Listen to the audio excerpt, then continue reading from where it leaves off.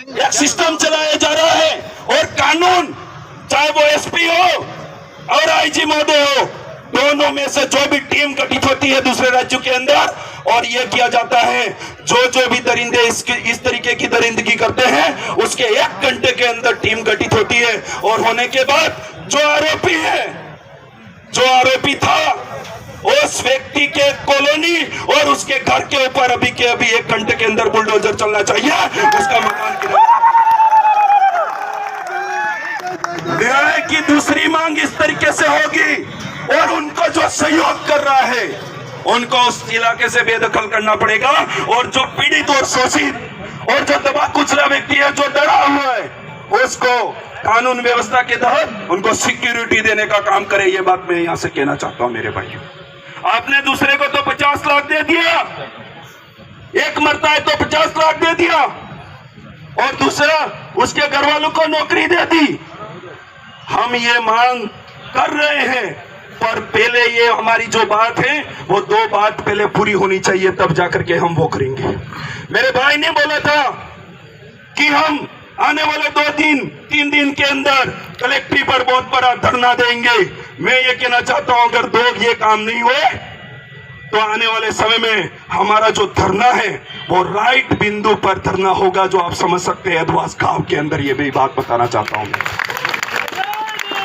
क्योंकि हम एक ओड़ी के पीछे हम यहाँ पर धरना दे रहे हैं, और हमारा जो नेक्स्ट धरना होगा कम से कम उस परिवार के पास, उस गांव वालों के पास हमको जाना चाहिए कि नहीं जाना चाहिए?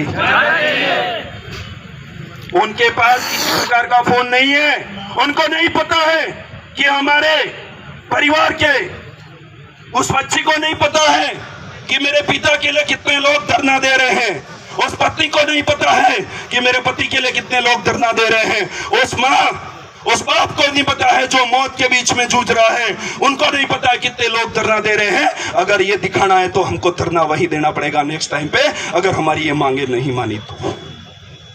इसलिए बातें बहुत सारी हैं और बहुत सारे भाइयों को लगता है कि ये इस तरीके से बोलते हैं।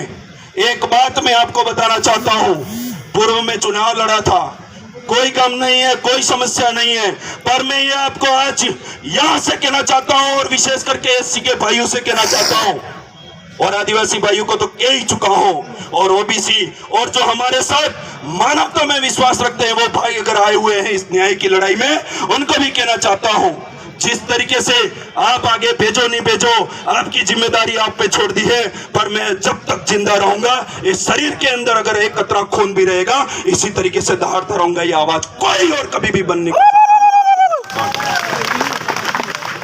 इसीलिए प्रतिनिधिमंडल उस मांग को फटाफट जाकर के, क्योंकि वो वहां बैठे बैठे आराम से एसी में पंखे में बैठे बैठे आराम से अपना काम कर रहे हैं, और हम लोग यहाँ धूप और यहाँ बैठे बैठे धरना दे रहे हैं। हमारी जो मांग है वो 1 घंटे 2 घंटे जो समय दिया है उसके अंतर्गत पूर्ण होनी चाहिए। ये बात मैं कहना चाहता हूँ।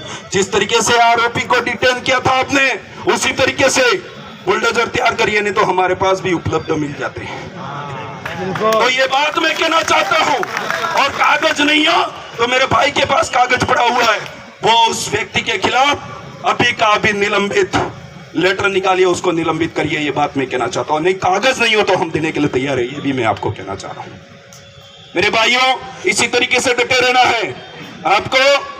अगर किसी भी तरीके से अगर कोई भी बात मन में आती है तो यहाँ जो भाई है उनको बताइए, और किसी को बहुत ज्यादा कड़वी लगी है मीडिया बंधु को, तो ये बात अगर आप सच्चे सिपाही हो और अगर सुबह खाने की जगह खाना खाते हो, पानी से आपका भूख नहीं बुझती है, अगर ऐसी मानवता में अगर विश्वास करते हो तो ये आवाज जो मैंने अभी बोली है उसको बड़े बड़े चैनलों पे उठा करके दिखाओ। अभी पूछा लाएगा, मैं ये कहना चाहता हूं। आप नहीं दिखाओगे, क्यों नहीं दिखाओगे?